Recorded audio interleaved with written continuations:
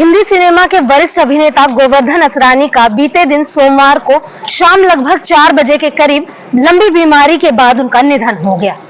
ये जानकारी उनके भतीजे अशोक असरानी ने दी थी।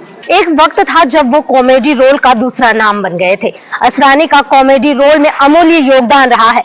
वो मूल रूप से जयपुर के रहने वाले थे। असरानी ने सेंट जेवियर्स स्कूल से पढ़ाई की थी। हालांकि करीब 3 बजे के आसपास असरानी के इंस्टाग्राम अकाउंट से दीपावली की शुभकामनाएं दी गई थी।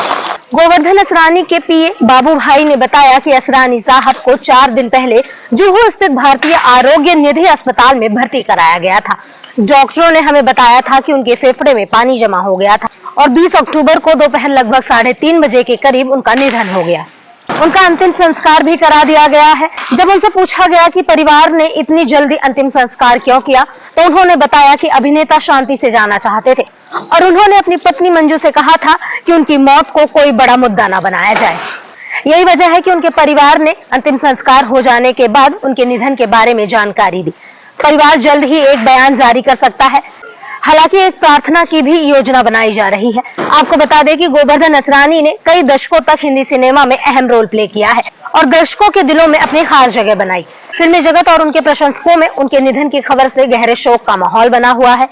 असरानी के मरने की खबर की पुष्टि उनके भतीजे अशोक असरानी ने की।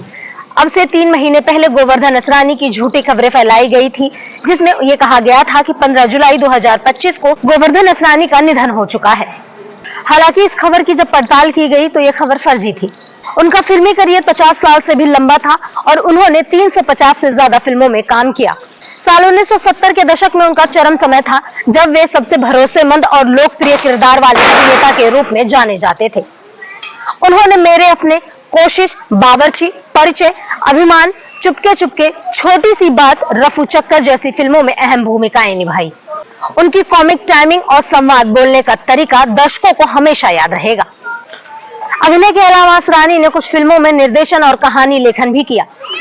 उन्होंने चल मुरारी हीरो बनने, सलाम मेमसाब जैसी फिल्मों को निर्देशित किया।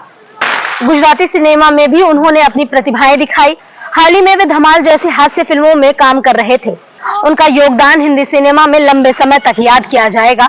उनके परिवार, सहयोगी और फैंस इस खबर से बेहद दुखी हैं।